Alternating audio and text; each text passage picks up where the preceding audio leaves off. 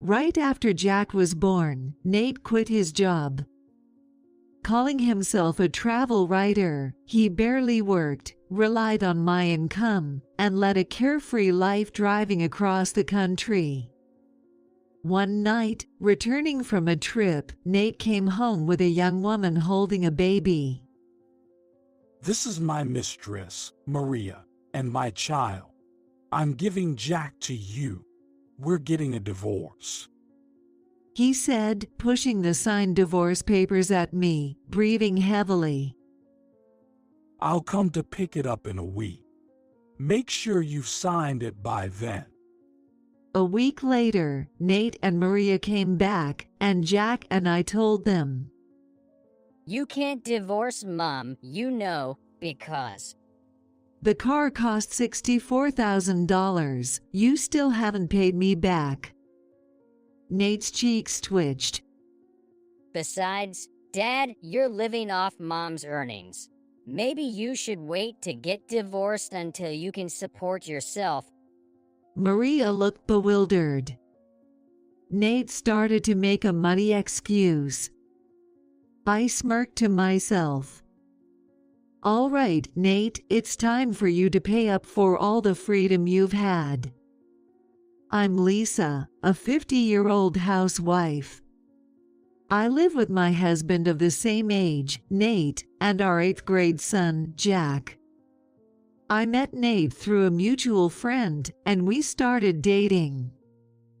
Always confident and lively, Nate was full of interesting topics and great at making conversation. We had fun times together.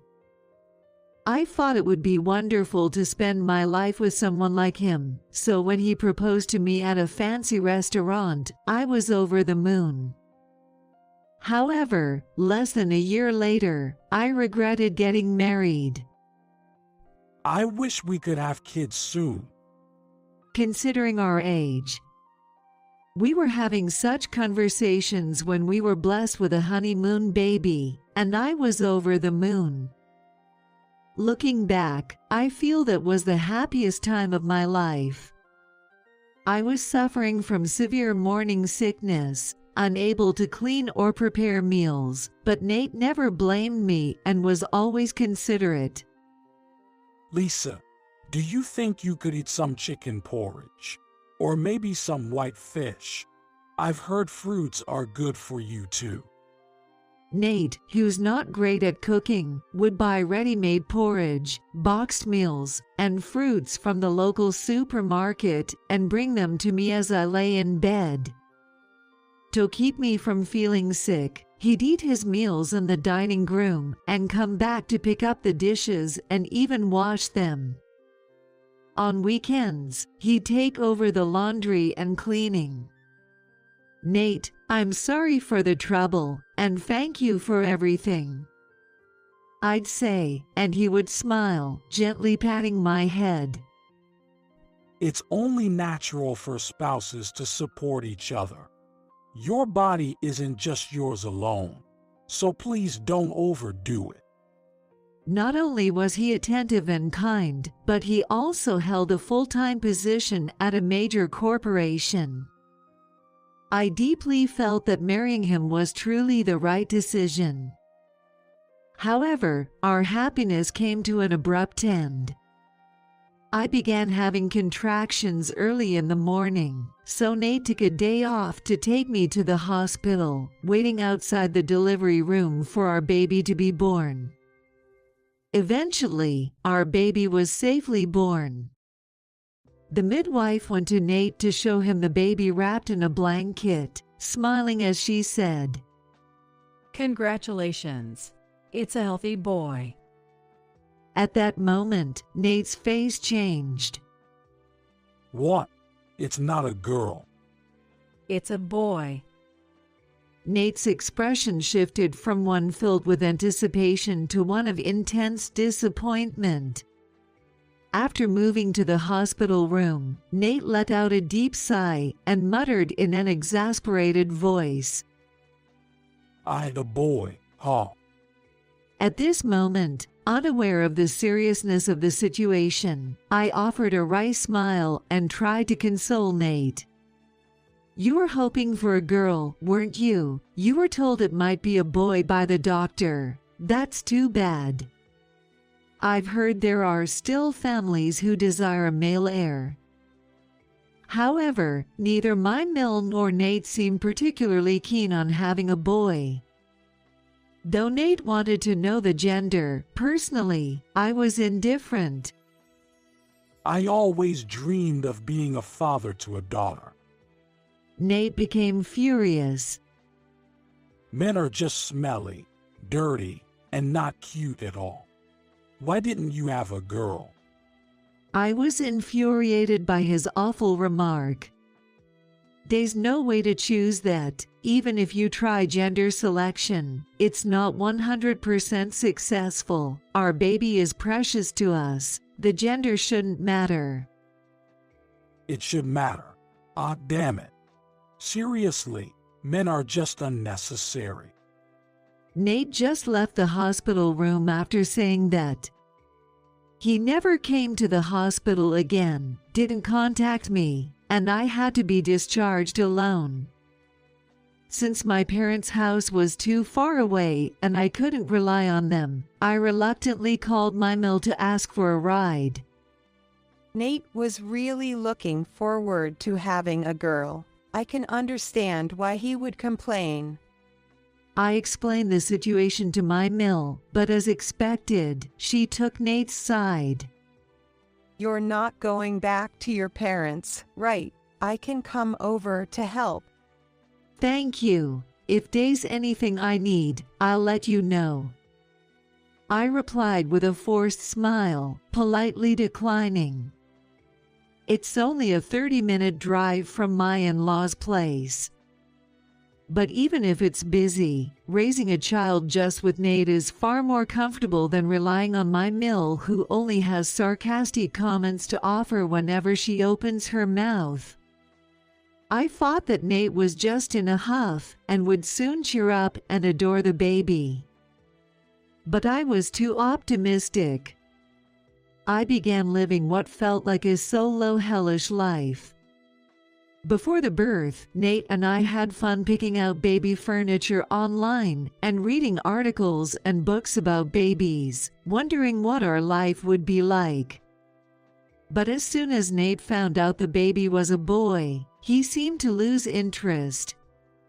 After we got home from the hospital, he dumped everything on me, from naming the baby to all the meticulous care, and abandoned his responsibilities.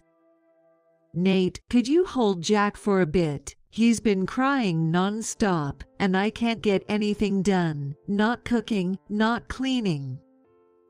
Even when I pleaded with Nate after he got home, he wouldn't even glance at Jack and coldly retorted, You know I'm tired from work, right? Show some compassion. Dinner's not ready. Then I'll just eat out. Taking care of the baby is the mom's job, isn't it? I'll overlook the mess in the house. Just make sure the laundry is done. I need something to wear." Even as Jack wailed, Nate ignored him and just played with his phone. No matter how much I asked, he wouldn't change a diaper, and baths and feedings were all up to me. Of course, dealing with night crying was out of the question. One evening, as we were watching TV and Jack started crying, Nate showed his irritation. "Man, he's been crying for a while now, hasn't he?" "He seems sleepy, but even when I hold and soothe him, he won't go to sleep." "I better walk will stop the crying. Go outside." I couldn't believe my ears. It's February, and it's 8 p.m. You want me to go for a walk while it's snowing? Are you sane? When I spoke up, Nate twisted his mouth into a smirk. "Driving around in the car would be a waste of gas. It's cold. Maybe he'll stop crying quickly." I was filled with furious anger at words that shouldn't come from a father. Holding Jack, I grabbed the car keys, slammed the living room door shut, and left the house. After securing Jack in the car seat and driving around the neighborhood for a while, I sighed in relief when I heard him breathing softly from the back seat. Upon returning home, I laid him in his crib, ignoring Nate, who was rolling with laughter watching TV. One day, growing increasingly suspicious of Nate, he came home in the early afternoon. "You're home early today." As I was feeding Jack his baby food, Nate casually said while taking off his jacket, Quit my job. "Huh, what?" I was stunned. I've been thinking, I'm not cut out to be an employee. Starting my own business or working freelance, using my talents, that's what suits me. From now on, I'll live freely, not tied down by any company. Nate spoke proudly, and my mind went blank. Tentatively, I asked, "Do you have a new job lined up?" I love driving, right? Plus, I won first place in a composition contest in 3rd grade. I think I've got talent. So, I'm going to wander the country and write travel logs. I felt dizzy looking at Nate's shining eyes. He had been in sales for 12 years, and now he was switching to a writer. Nate hadn't even written a blog, and the computer in his study was just for show. Typical of Nate's whims, he must have been inspired by some article online. Don't look so worried. In 2 years, I'll be making over $100,000 a year. It seems like anyone can do it, so someone as talented as me will definitely be a hit. I switched my gaze between Jack, who was eating his side dishes with his hands, and Nate, who was going on about himself. I had planned to return to work after Jack turned 1, but now I faced the prospect of supporting an unemployed husband. That afternoon, First things first, gotta get the right setup. Nate left full of energy to buy the latest model computer at an electronics store. One evening, after putting Jack to sleep and doing the dishes, I received a call from my mill. Despite feeling it was a hassle, I answered the phone. "Hello," What have you been filling his head with? she barked as soon as I answered. "I'm not sure what you mean." He had a secure job for life there, with an annual salary of $80,000, and now suddenly he's jobless. "That's unthinkable. That's exactly what I wanted to say." It's because you only pay attention to the baby. Nate got stressed and quit his job. Isn't it a wife's duty to take care of her husband, you failure?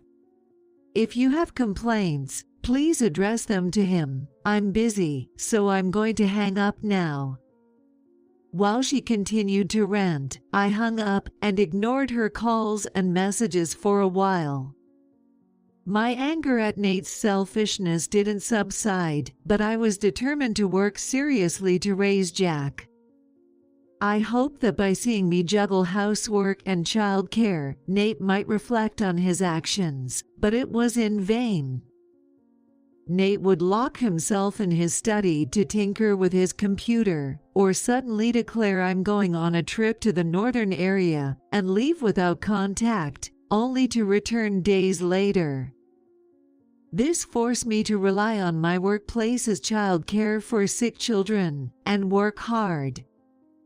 I felt more like a single mom than just solo parenting. Juggling full-time work with raising a young child was challenging, but sharing parenting woes and encouragement with colleagues who also had young children helped lift my spirits. Thanks to my salary, we managed to get by, even affording a writing course that eventually led to earning $300 a month. However, our household finances still depended solely on my income. Nate never contributed his earnings to the household, spending it all as his personal allowance instead. Even the gas money, I was the one giving it to Nate. On a day when Nate had gone off to the South region, he returned home in a bright red sports car. What? Where did this car come from? I fell in love with it at first sight and bought it. Can you believe it was only $50,000 for this beauty? I nearly fainted. $50,000.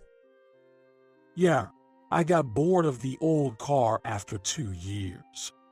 This one's my new partner. A writer's gotta have a cool ride, right?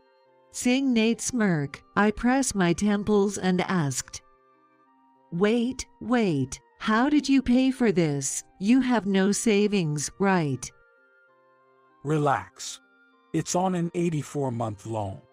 You can afford $600 a month, right?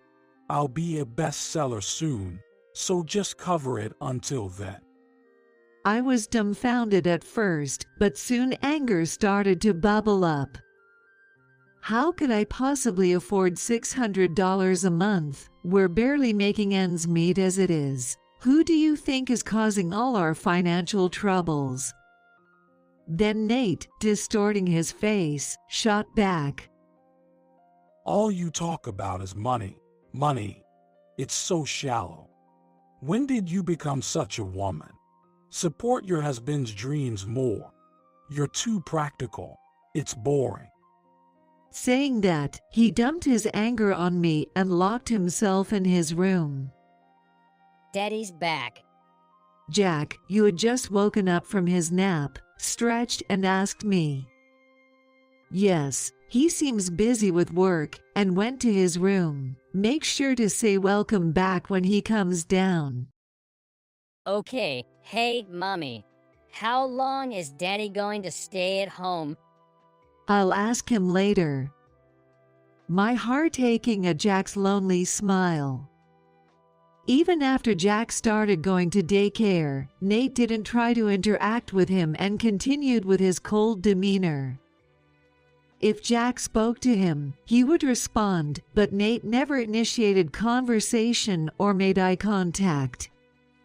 I wondered if it might be better to get a divorce if things continued this way. On the other hand, I worried about how Jack would feel if he found out he was the reason for his parents' divorce. It was hard to take that step. 15 years have passed since Nate quit his job. His monthly income is still just a few $100s. The reason for his stagnant salary is clear. After mastering the computer, Nate discovered the joys of online gaming and put work second to gaming. On the rare occasions he does get a substantial income, it quickly goes towards in-game purchases, with the remainder spent on clothes or outings to nightclubs. If he ever buys a souvenir, he brags about it for a while. Those cookies I bought the other day were delicious, right? It's because of my job that we can enjoy such nice things. You should be more grateful. As for the sports car, my relief at finishing the payments was short-lived, as Nate quickly sold it and switched to a new car. Initially, I protested. I want you to contribute to the living expenses. Since you're a father, why not spend more time at home? Maybe cut back on pouring money into your hobbies. And so on.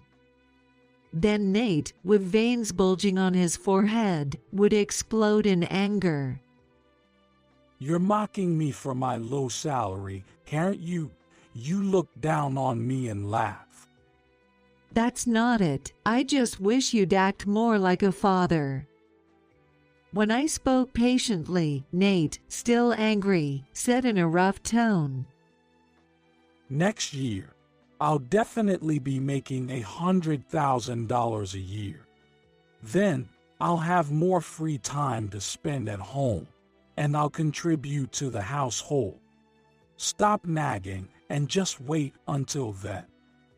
As we repeated these exchanges, it gradually became tiresome, and recently, I've given up on having discussions. Jack, perhaps taking his father as a cautionary tale, grew up to be a good and honest child. He always cares for me when I come home tired from work.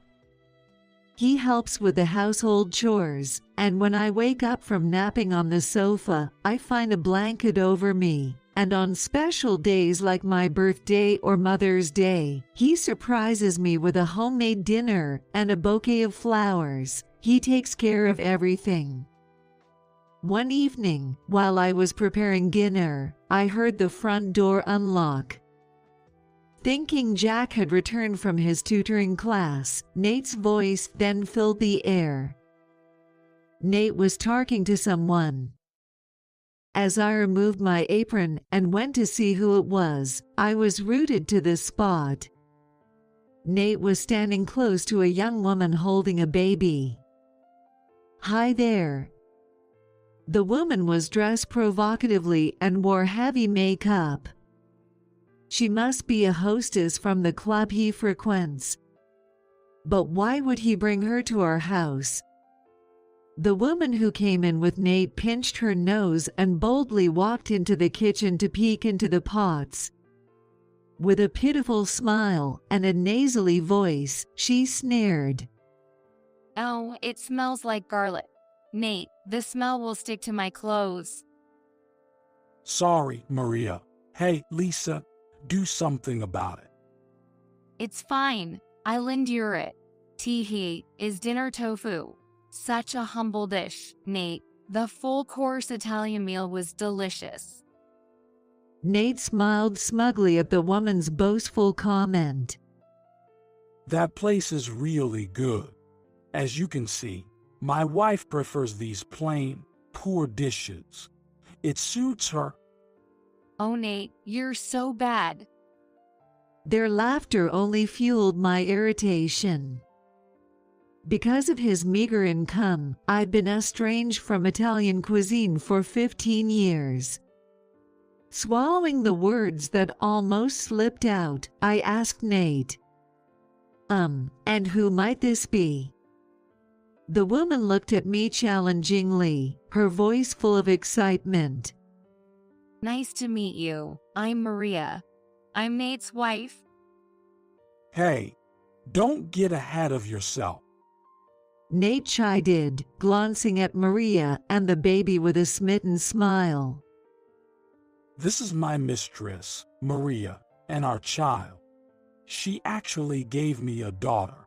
Cute, isn't she? The nose is just like Nate's. The baby, dressed in pink, was cradled in Maria's arms, looking at me with round eyes. Is that so? And what do you want? I asked coolly, and Nate grinned slyly. I'm giving you Jack. We're getting a divorce. He placed the signed divorce papers on the dining table and declared with a huff. I'll come to pick it up in a week. Make sure you've stamped it by then. Nate has had enough of you. I'll be taking over as his wife. Maria, despite being the mistress, was incredibly arrogant. Nate, where are you going? This is your home, isn't it? I don't want to live with you anymore. Once you and Jack are gone, I'll come back. I was left dumbfounded by his absurd reasoning.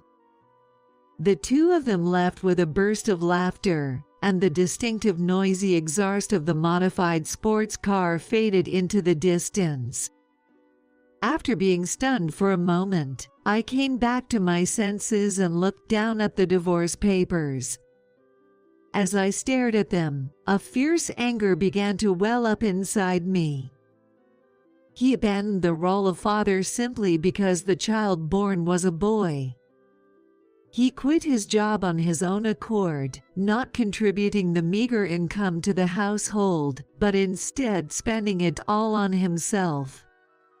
And now, to top it all off, he says we should get a divorce because he has a mistress and a child. I tore the divorce papers into tiny pieces and threw them into the trash can.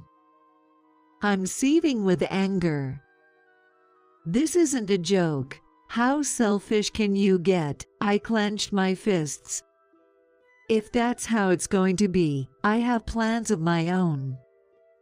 You're going to pay for everything you've done up until now. A week later, Nate came back. They did not bring baby. Probably left the baby with someone, anticipating a showdown. When Jack answered the door, Nate showed a hint of awkwardness. Hi there, I'm Maria. I'll be your new mom. Nice to meet you.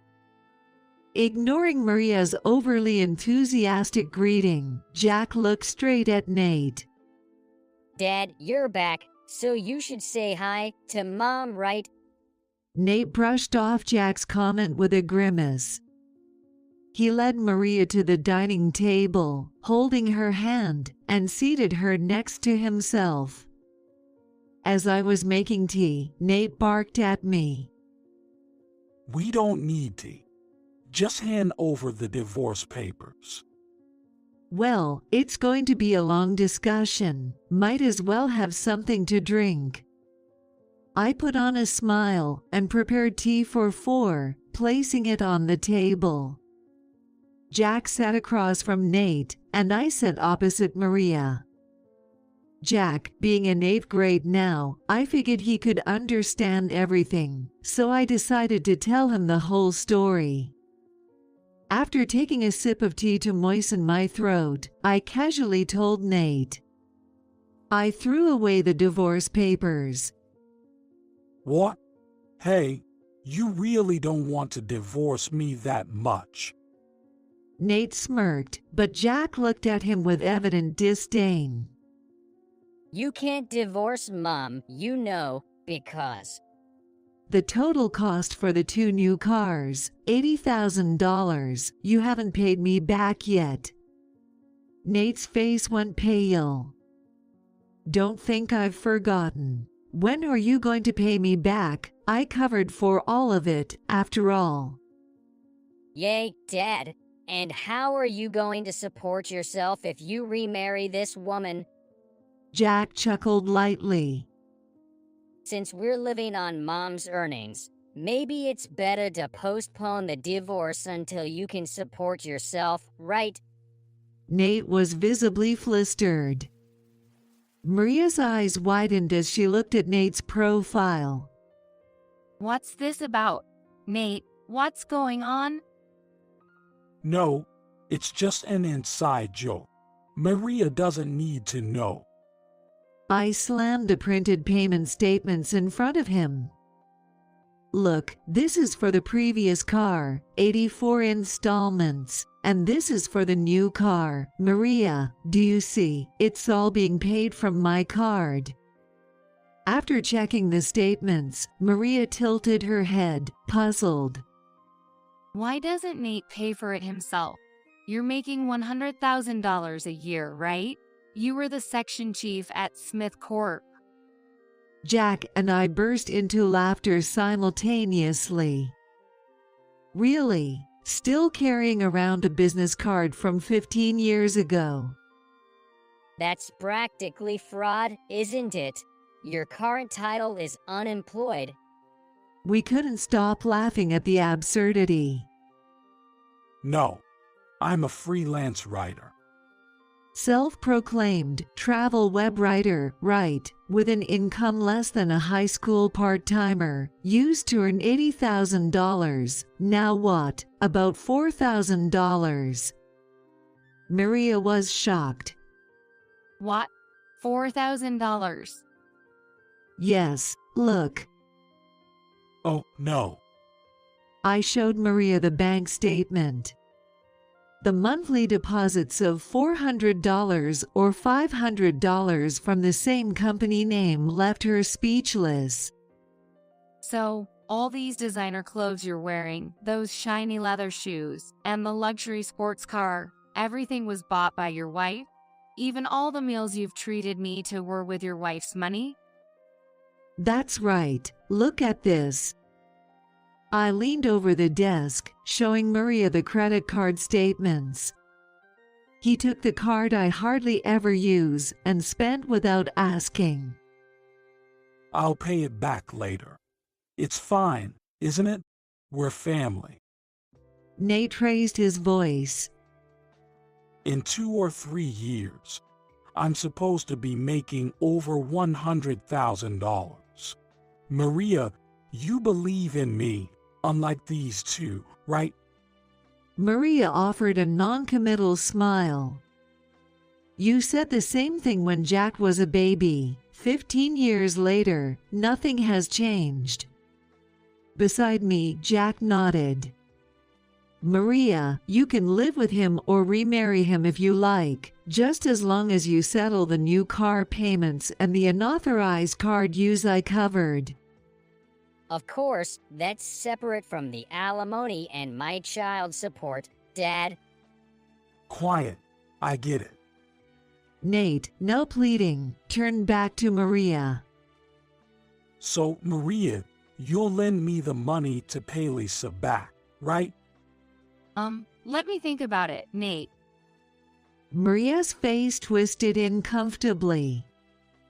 It seemed like a perfectly reasonable reaction to me.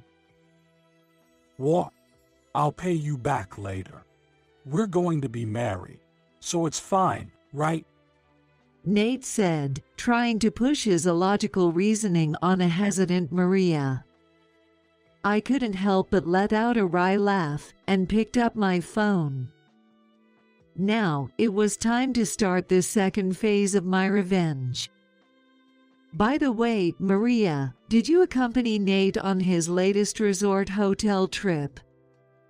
I asked cheerily, and while Maria awkwardly looked away, Nate, having become completely shameless, grinned. Yeah, the view was beautiful. A really nice place. That's wonderful to hear. How did you know that? With a bright smile directed at Maria, I continued. You see, my cousin works at the resort hotel. Since you both visited together, she decided to inform me about the affair and sent over some evidence photos. I opened the photo app on my phone, selected the image file, and placed my phone in the center of the dining table so everyone could easily see. Look at this, Bo. Who's that with Maria, I wonder? Maria froze as she peered at the image, while Nate, doing the same, quickly turned ashen. Maria, who is this? Hey, taking pictures without permission is an invasion of privacy, Maria exclaimed, losing her temper. I calmly smiled and apologized. Sorry about that. My cousin couldn't stand my husband's infidelity and ended up taking quite a few photos. Geez, making a big deal out of nothing. Nate, honey, it was just an acquaintance I happened to bump into. Don't worry about it. She twisted her body and leaned on his arm, which Nate quickly shrugged off. I made the reservation because you said you wanted to go. At that moment, Nate's face stiffened. Now that you mention it, you weren't there when I woke up in the middle of the night. Don't tell me you went to his room. No, that's not it. Really, just an acquaintance. As Maria repeated her excuses, I had to stop myself from laughing. I grabbed a large envelope from the end of the table, took out several photos and laid them out. Maria looked shocked, covering her mouth and letting out a shriek. These were photos sent to me last year, showing a heavily pregnant Maria closely huddled with a man coming out of an obstetrics and gynecology clinic. Hey, It was just a favor to accompany me. Believe me, Nate. Nate's voice carried a menacing tone, and Maria clasped her hands together, desperately making excuses. I began reading from the investigative report I had pulled from the envelope. Interesting, that day was a parenting class. Usually, if someone is accompanying, it would be the father, no doubt. Oh, isn't that baby the same one from before? Not Nate's child, then. As Maria fell silent, I smirked lightly. This man, being the father of the child but juggling another woman on the side, and then running away after the birth. How awful, poor Maria. As I sneered, Nate stammered, trying to defend Maria. there's no way Maria would do something like that, right? Saying that the child's father is some other man, that can't be. Sorry. Maria's feeble apology left Nate momentarily frozen, his face flushing with a mix of anger and embarrassment. So, after he ran off, you lied about the baby being mine to trap me into marriage. Don't mess with me. Nate exploded in rage, and Maria fired back just as fiercely. What? You were drowning in debt and leeching off your wife. Then you lied big time to me. You have no right to complain. Then, Maria turned her anger towards me. You're nasty too. You knew he was cheating and just let him do whatever he wanted.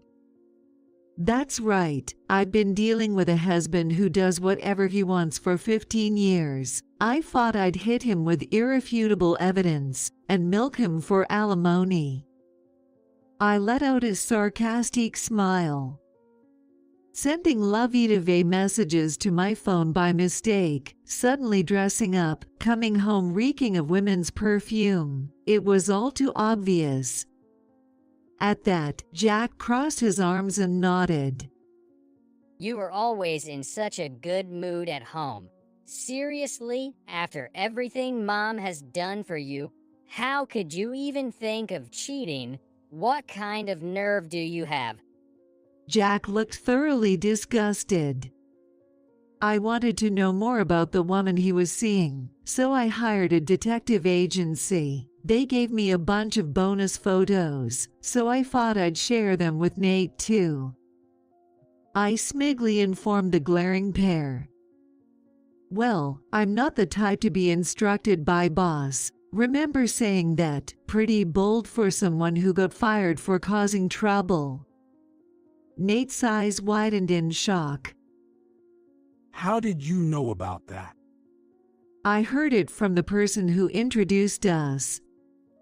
I said with a sneer, enjoying the moment of revelation. You got fired because you touched a young girl's body and claimed it was all blown out of proportion because you were drunk. Nate trembled, his body shaking uncontrollably. I just touched them over their clothes, but they were overreacting. It's okay if I was drunk. It doesn't matter. That's pathetic, Dad. Jack's voice was filled with disdain. When I heard about it, I was mortified.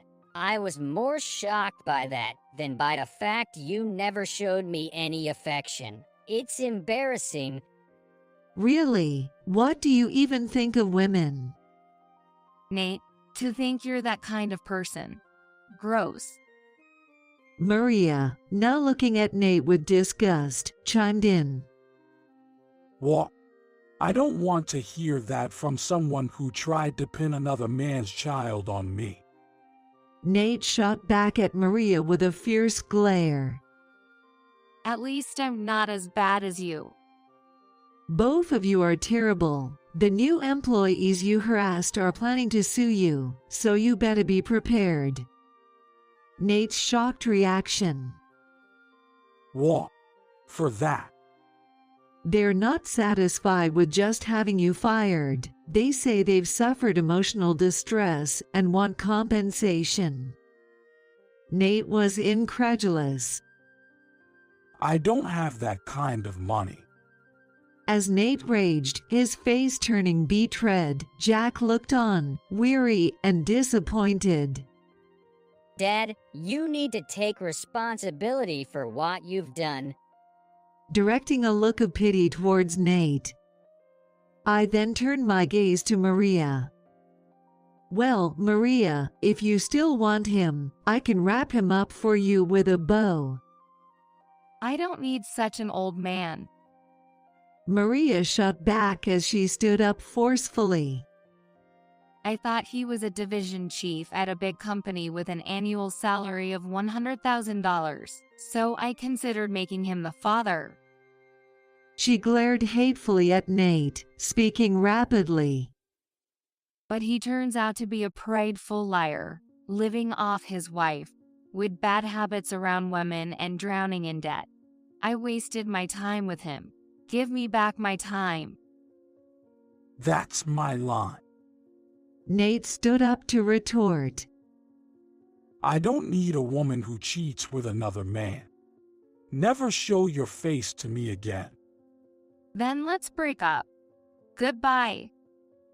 Maria stormed out of the house, and as Nate watched her leave from the doorway, he collapsed to his knees, sobbing and muttering resentments. It's cruel, Maria. You said you loved me, yet you were carrying another man's child. She's a girl, but I don't want a child that's not mine. I sharply rebuked the downtrodden Nate. You're facing this because you wanted a child with your mistress while abandoning your role as Jack's father. Children are not accessories. Think about Jack's feelings for once. It's okay, Mom. I haven't thought of him as my father for a while now. Jack said, smiling sadly. And I've recognized him as nothing more than a housemate for a long time. He slumped to the floor, sniffling pathetically, while I watched out of the corner of my eye and sighed. I've had enough, Nate. Let's discuss this through lawyers from now on. I told him in a solemn tone. The costs for the 2 cars I covered, the charges from the card you used without my permission, and alimony. After you've transferred all that to my account, I'll file for divorce. How am I supposed to pay all that at once? Since we haven't filed for divorce yet, we can just cancel it. Nate, his face smeared with tears and snot, lit up as if he had a brilliant idea. That way, I can save on alimony and child support. Look, Lisa, I was wrong. Let's start over.